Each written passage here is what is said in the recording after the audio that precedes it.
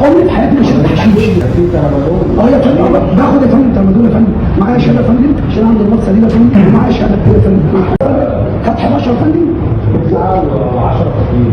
لا يفرق يا فندم. حسب اللي مكتوب. اللي مكتوب يا فندم في 3 يا فندم، فيه انا قاعد اتحايل عليه يا فندم في ايه؟ هي مش هيبقى يا فندم دي قال لي انا شاكك ان الحاجه دي فيها 100 جوان. صراحه ما كنتش واثق ما هو زي ده، افتح واحده مع الباشا والنبي واشربها. قلت له اشرب، افتح واحده واشرب وتبقى عشان ما تظلمنيش اهو. قعدت اتحايل عليه يا فندم ما فيش اي حاجه يا فندم، ولا انا ما بتشربش حتى السجاير؟ ما بشربش في حياتي يا فندم. لو حضرتك عرفت ان انا بشرب سجاير في حياتي ما شربت سجاير التحليل ده اللي حصل ولا شيء ولا اي حاجه يا فندم. حشيش والترامادول ده بقول لك يا فندم لو بشرب حشيش يا فندم انا بقول لحضرتك اديني اعتراف. عمري في حياتي ما شربت حشيش. بتاع العينه انا كان عندي 4 حفلات يا فندم، كلهم يا فندم مش كلها، مش عايز اقول لحضرتك الحاجه كانت عامله ازاي في امريكا. 4 حفلات في المكان ده، فانا والله العظيم 3 ما اعرف اي حاجه عن الموضوع ده. وانا قلت اللي هو الباشا اللي مسكني قلت له يا باشا انت هتصورني بالحاجه دي والله حسيت ان في حاجه. ترامادول مش حشيش كمان. نعم يا فندم؟ يعني في ترامادول. يا فندم باخد يا فندم ترامادول يا فندم، معايا شهاده يا فندم عشان عندي ضغط سليم يا فندم، وعندي معايا شهاده كده يا فندم. ترامادول بقول لحضرتك اي كلمه اقولها لحضرتك حسيت ان هي غلط اعمل عايز تعملها تحت امر حضرتك. لكن انا في قطر ما شفتش حاجه يا فندم الا في قطر، وهم بيفتحوا الشنطه في قطر يشوفوا الموضوع كده بيدينا فندم فيتامينات والتيشيرتات شنطه قد كده بتكلف فندم. فما انا لو عايز اهرب من المطار يا فندم، الراجل الاولاني ده فندم قال لي اتكل على الساعه. الثاني ده بقى فندم اللي عمل معاه مشكله بقى فندم اكيد يا فندم حد كافر قال لي انت مش هتقول اشرب يا فندم استنى حضرتك فيها ولسه ما شافش حاجه يا فندم. هو لسه مش لما فتح بقى يا فندم قال يقول لك ايه دول فيهم ريحه من الجوال. قلت له فين بتسلفني يا فندم مسلفنين. قلت له بشرب واحده وهو اللي قال لي بقول لك انا كده شايف. اول ما قال كده يا فندم والله يا رب بعد كده يا فندم لقيت التليفون بيرن لقيت ابني يا فندم يا اسمه توتي يا فندم. توتي قال له مسكت في المطار قلت له ايه في ايه؟ قال لي ده واحد منزل دلوقتي اللي هو كان مسكني يا فندم ان انا مسكت ساعه كذا واحده لسه ما اتعملتش. قلت له مش همضي على حاجه يا فندم. ماشي يا فندم ماشي يا فندم. المرافعه احسن من كل حاجه. هو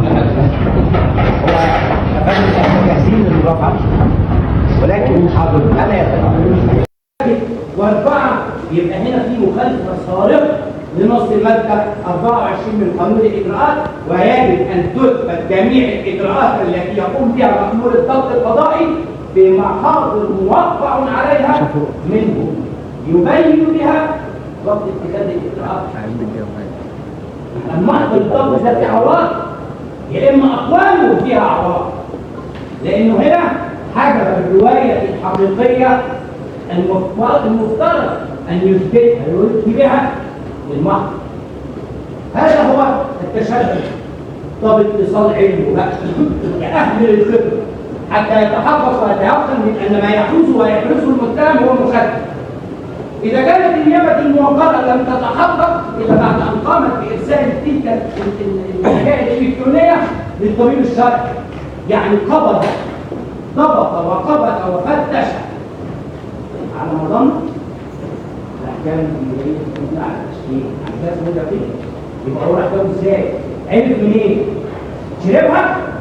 لو فيها مخدر يبقى هو متعاطي.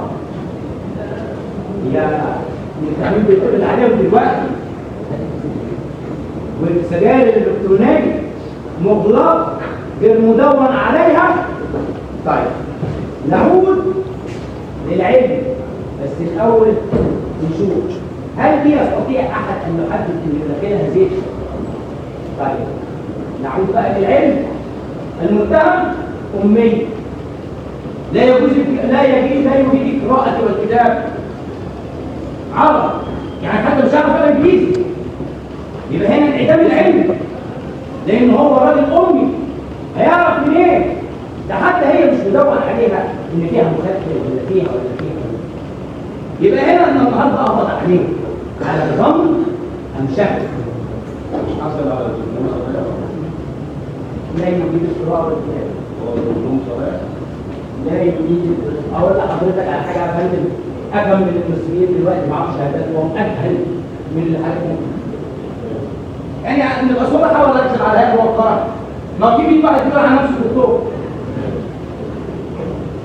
اما استماره الجلد، من المفترض ان استماره الجلد دي يوقع عليها قانون التفتيش محمد عبد المحسن انا بلتمس للنهايات المحترمه في طبع الاستماره، لان الاستماره لا تخليها للتوقيع الاستماره.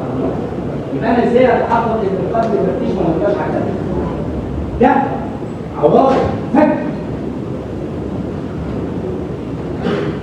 عندما ناتي الى تحريات السيد رجل المباحث واقواله الحقيقه، يعني انا ما اعرفش هو سيادته جاب الكلام ده منين.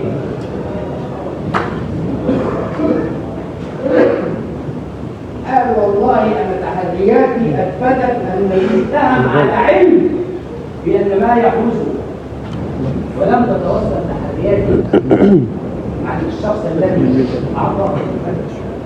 يعني دخل جوه نيه المتهم والعلم، وده شيء لا يستطيع احد ان يعلمه الا الله. عرف منين ان المتهم يعلم بان ما يحوز؟ عرف منين؟ يبقى بطلان التحريات المختاره لانها تحريات جاءت بعد القبض عليه، دي تحريات مكتبيه لا ترقى حتى لمستوى الدليل. وكان المفترض ان يتم سؤال عن ادوات والاجراءات التي اتخذها للتوصل الى العلم اليقيني الخاص بالمتهم. ده ما جاش. عندما تمسك بالهاء المنكره الناقش الشاهد النفس الدكتور المفروضه، ولما قلنا قانون سنه 20 اللي انا حضرتك الناس قلت عليه، اولا كان الدكتور هيقول لحضراتكم ان الشرائح اللي يتم استخدامها كعين البول هم ما بيعملوش عين الدم ليه؟ عشان كلفتها عاليه. فبيجيبوا شرايح دي بقى لازم تكون محفوظه من الرطوبه، لازم تكون سليمه صالحه للاستعمال، نسبه الخطا فيها تتجاوز ال 85%. طيب العينه البول في حد ذاتها لازم ان يتم تحليلها في ميعاد محدد والا فسد، ويجب ان يتم تحليل الكروموزات وفصل الكروموزات بتاعه المخدر عن البول ويستمر 24 ساعه. زياده خد العينه في يوم وحلل في نفس اليوم. بلاش. لماذا سكت وامتنع عن تنفيذ قرار النيابه الموقره كاملا بتحليل عينه الدم؟ ده لازم يسكت ولازم يحاسب عليه. دي مصائب بني ادمين. يبقى هو هنا خالف القانون انه لازم يعمل الرسم البياني ويطلع نتيجه التحليل على استماره الكترونيه ويطلع عقد الحشيش طلع من ايه. وبعدين هي النسبه المئويه يجب ان تحدد عشان هل نستطيع النظر هل النسبه المئويه التي وجدت في دم المتهم ترقى الى مستوى التعاطي او تزيد او تقل. لان حضراتكم تعلموا تماما امام مطلب بيروح قاعات وحفلات ومش في حاجه اسمها التدخين السلبي. التدخين السلبي ده هل الحشيش ليه رائحه نفاذه؟ ملوش. واحد بيغني في حفله وواحد جنبه مولع سيجاره، استنشق الدخان لو حلل هيطلع دخان. الناس كلها عارفه ان الراجل ده مش شرب سيجاره. الدكتور قدم ما يفيد انه مريض وما كانش يعرف انه هيتقبض عليه، فعشان كده راح جاب شهادات بقى من شهر 7 و8. لا، الشخص ده مر بظروف اسريه وعائليه قاسيه اصابته باكتئاب شديد بغير ان بيته اتسرق بكل تحويشه عمره. دخلوا المجرمين سرقوها بفلوسه وبحاجته وجاله اكتئاب، راح للدكتور بقى بيصرف له. يبقى هنا هذا هو التعاطي القانوني، التعاطي المسموح به. فانت النظر الى الامر الحالي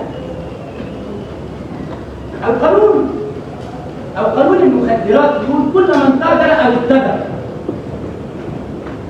صح؟ علمنا من حضراتكم كل من تاجر او اتجر. لكن في التعاطي حتى لو كنت ان في تعاطي، هل التعاطي حالي؟ وقت ضبطه كان يتعاطى. ده فساد الدليل المستخلص اساسا، لان الدليل لم يراعي الاجراءات الفنيه القانونيه المعتبره للوصول الى النتيجه اليقينيه التي لا تقبل الشك او التأويل. حضرتك النهارده عشان يستقيم تقرير الطبيب الشرعي ده لازم يثبت لحضرتك في المستند الرسمي ايه هي الاجراءات اللي اتخذت، وما هي الوسائل اللي اتبعت، وايه هي الاجهزه الفنيه اللي تم الاستعانه بها عشان نستطيع ان نقول ان هذا التقرير قد اتى بصحيح القانون، او يجعل المحكمه تطمئن من ان هذا التحقيق قد تم بناء على الضوابط العلميه السليمه الصحيحه ومتفقا مع القانون.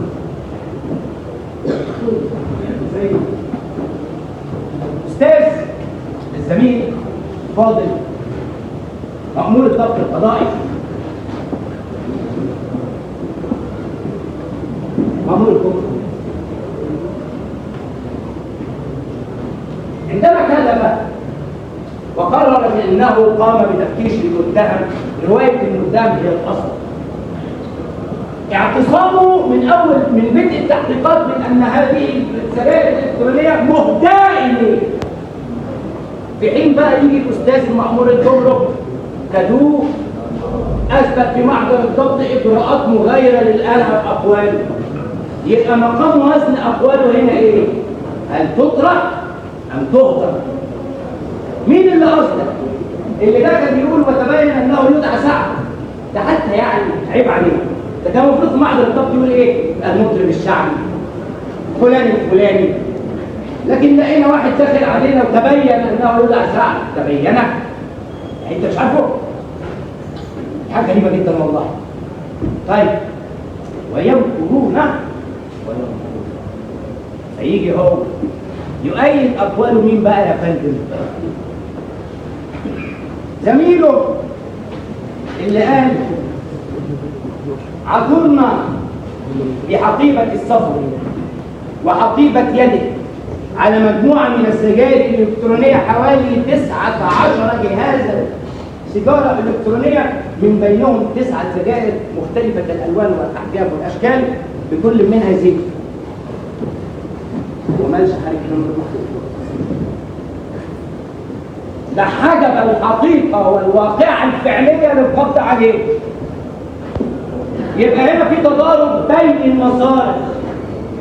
هو قال انه لقى الحاجة في حقيبة واحدة، ويجي قدام السيد المحقق يقول لي ادفع حقيبة وحقيبة وشكت. هذا هو الشك الذي فصل القيمة من صحيح. تعلم ان عدلكم من الاثبات الجنائي هو تقدير الدليل وتقديره. فاذا عجز من ادعى عن اثبات ادعائه اثباتا قاطعا تعالى للقائع والاصل في الانسان وهو البراءه. ان يقدم المتهم ويضبط عليه دون ان تكون هناك امارات ودلالات قويه متسانده تثبت ان ما داخل هذه السجائر الالكترونيه مخدر، اصبح هذا الضبط باطلا مطلقا متعلقا بالنظام العام. هي ايده مش مطلوب. مش اي واحد بقى يخش المطار يقول تعالى هفتشك، لا. هو حتى ما قالناش ايه هي الادوات او الاسلوب اللي اتبعه عشان يتحقق داخل علب مغلقه معتمه غير مكتوب عليها اللي جواها مخدر. ده قبض عليه قبل النتيجه اليقينيه. سيد الرئيس حضرت الساده المستشارين ان المتهم امانه في اعناق الهيئه الموقره. انتم المدافع الاول عن المتهم، وان القاضي الجنائي هو ذلك الذي ينزل بمعواله على ادله الادانه دليلا وصولا الى براءه المتهم. ان المتهم قد قبض عليه بغير سند، قبض عليه في غير حاله من حالات التنفس، حتى استخلاص الدليل الخاص به جاء مخالفا للقانون. هو يعني لما يروح يطلع عينة الدم اللي مش فيها اجراءات ويتعين ان يكون هناك طبيبا بشريا ويثبت الساعه والتاريخ لسحب العينه، ما هي العينه دي بتخضع لمده زمنيه وبعد كده بتفسد، هي مش متروكه كده. يبقى هنا نحن امام مأمور جمرك خارج القانون، قبض بدون حق، كذب في محضر الضبط، أخبر بيانات وواقعات القبض الحقيقية في محضر الضبط، وأدلى بأقوال مغايرة أمام النيابة الموقفة. وطبيبا شرعيا أخفل الإجراء وابتدأ قرار النيابة الموقعة. نعود إلى الإرادة والعلم والقصد الجنائي. القصد الجنائي هو انصراف نيته لحيازة وإحراز المتهم. طيب، نيابة الموقرة وهي الخصم الشريف في الدعوة كان لزاما عليها أن تقدم المتهم بجميع الأركان تثبت فيه القصد الجنائي والعوامل التي توصلت إليها من خلالها بأن المتهم كان يحوز ويعلم وإرادته المنفردة صالحة لحيازة هذا المتهم. وعلى هذا فإن في شأن التعاطي فهذا مردود عليه من أن التعاطي لم يثبت إثباتا قاطعا، وإنما كان تعاطيا مرخصا به من أهل الخبرة مختوما بخاتم النسر، فأبيح له ومباح له أن يتعاطى ذلك. سيد أما أيضا الحشيش، أيضا الحشيش ده هنا حضرتك عشان أقول إنه تعاطى يتعين أن يقدم الطبيب الشرعي النسبة المئوية الخاصة بتركيز المخدر داخل الجسد. ما هو أي حد دلوقتي، ما هو التدخين السلبي هو التعاطي السلبي. أي واحد دلوقتي ما هو ماشي جنب واحد